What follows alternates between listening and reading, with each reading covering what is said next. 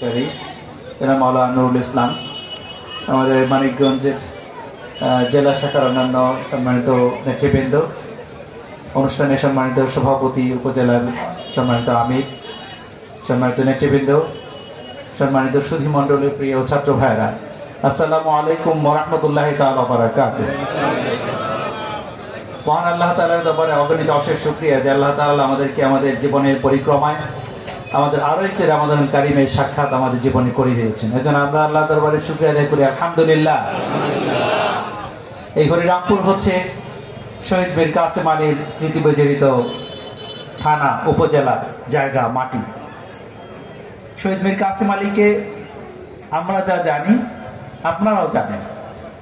শহীদ মীর কাসেম আলীর কথা না বললে এই অনুষ্ঠানে হক আদায় হবে না। মীর কাসেম ভাই যখন মসজিদটা বানাচ্ছেন, সে সময় মসজিদ বানানোর সময় আমরা উপস্থিত ছিলাম। মসজিদ বানানোর যে প্ল্যান হয় সেদিন, সে সময় আমরা মীর কাসেম ভাইকে বলছিলাম যে মীর কাসেম ভাই, আপনার তো ঢাকায় বাড়ি, কিন্তু গ্রামে তো ঘর নাই, আপনার গ্রামের বাড়িটা সুন্দর করে বানানো দরকার। মীর কাসেম ভাই আমাদেরকে বললেন, রাসূলুল্লাহ সাল্লাল্লাহু আলাইহি ওয়াসাল্লাম মদিনাতে গিয়ে সর্বপ্রথম কোন ঘরটি তৈরি করেছিলেন? নিজের ঘর না আল্লাহর ঘর? আল্লাহর ঘর। আমরা বলেছিলাম সেদিন যে রাসূলুল্লাহ সাল্লাল্লাহু আলাইহি ওয়াসাল্লাম তো আল্লাহর ঘর তৈরি করেছিলেন। তিনি বলেছেন, আগে আল্লাহর ঘর বানাবো, এরপরে সময় থাকলে নিজেরটা। আল্লাহু আকবার, আল্লাহু আকবার। শহীদ মীর কাসেম আলী তিনি আল্লাহর ঘর বানিয়েছেন, আর তার নিজের ঘরটা কে বানিয়েছেন? আল্লাহ। আল্লাহ তাআলা তার জন্য জান্নাতুল ফেরদাউসে ঘর বানিয়ে দিয়েছেন, আলহামদুলিল্লাহ।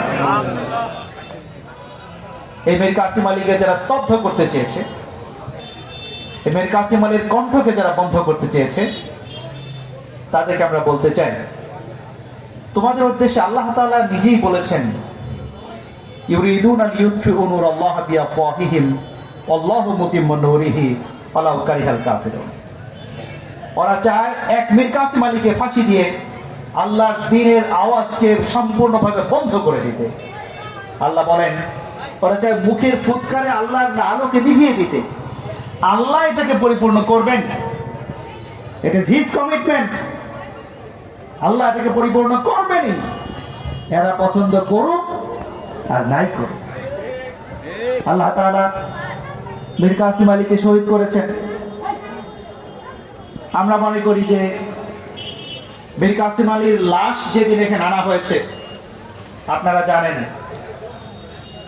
মৃত মীর কাসেম আলী আর জীবিত মীর কাসেম আলী কে বেশি শক্তিশালী? মৃত শহীদ মীর কাসেম আলী বেশি শক্তিশালী না জীবিত মীর কাসেম আলী বেশি শক্তিশালী? শহীদ মীর কাসেম আলী জীবিত মীর কাসেম আলীর চেয়ে অনেক বেশি শক্তিশালী। তোমরা ভুল করেছো। তোমরা মনে করেছিলে যে একজন মীর কাসেম আলীকে শাহাদাতের মাধ্যমে মীর কাসেমের নাম নেয়ার মতো কোনো লোক খুঁজে পাবা না। একই রকম ভুল হযরত আমির হামজা রাদিয়াল্লাহু তাআলা আনহুকে শহীদ করার মাধ্যমে হিন্দারা করেছিল। হিন্দারা মনে করেছে হামজাকে হত্যা করার মাধ্যমে শহীদ করলে হামজার নাম নেওয়ার লোক পাওয়া যাবে না। কিন্তু আবু জাহেলদের নাম নেওয়ার লোক এখন পৃথিবীতে নাই। হামজাদের লোক নাম নেওয়ার মতো লোক পৃথিবীতে এখনো অনেক আছে। সুতরাং এই রমাদানুল কারীম সেই রমাদান, যে রমাদান যেটা বলছিলাম, মীর কাসেম আলীকে যেদিন তার লাশ আনা হয়েছিল, শুধু লাশের আশেপাশের জন্য কোনো মানুষ যদি ভিড় করতে না পারে, সেই জন্য কি পরিমাণ পাহারা ছিল? ছিল না? ছিল কিনা? সুতরাং তোমরা এরকম একটা লাশ দেখে এত ভয় পেয়ে গেলা? এই লাশ লক্ষ লক্ষ মীর কাসেম আলীকে জন্ম দিয়েছে। এই লাশ তোমাদের ক্ষমতার মস্তদে আগুন জ্বালাবার মতো সারা পৃথিবী ব্যাপী জিন্দাতির মুজাহিদদেরকে তৈরি করেছে। সম্মানিত সুধী মণ্ডলী, এই রমাদানুল কারীম তো সেই রমাদান যে রমাদানে বদরের যুদ্ধ সংগঠিত হয়েছিল। যে রমাদানে বদরের যুদ্ধ সংগঠিত হয়েছিল, এই রমজানুল কারীমকে বলা হয় রমজানুল কারীমকে বলা হয় যে রমাদানের ব্যাপারে বলা হয় আস-সাওমু নিসফুস সাবর। ডিস্ট্রিবিউশনে কোনো শব্দ হবে না। এই ভলান্টিয়াররা যারা আছেন শুনেন, এই বলে যান। রমাদানের অর্থ তো বলা হয় যে রমজান হচ্ছে নিসফুস সাবর, ধৈর্যের অর্ধেক। ধৈর্যের মানে কি? ধৈর্যের মানে হচ্ছে সকল প্রকার ভয় ভীতি এবং লোভ লালসার মোকাবেলায় সঠিক পথে অবিচল থাকা। এটা হচ্ছে সবর। সবর মানে কি একটা থাপ্পড় দিল আর গাল আর একটা পাইতে দিলাম, দিস ইজ নট সবর। সবর মানে হচ্ছে সকল প্রকার ভয় ভীতি এবং লোভ লালসার বিপরীতে নিজের লক্ষ্যে পৌঁছানোর জন্য অবিচল চেষ্টা করার নাম হচ্ছে সবর। এর নাম হচ্ছে ধৈর্য।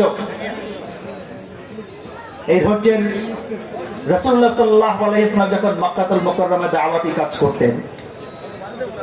করতে আল্লাহ রাসূলকে পাগল বলা হয়েছে, জাদুকর বলা হয়েছে,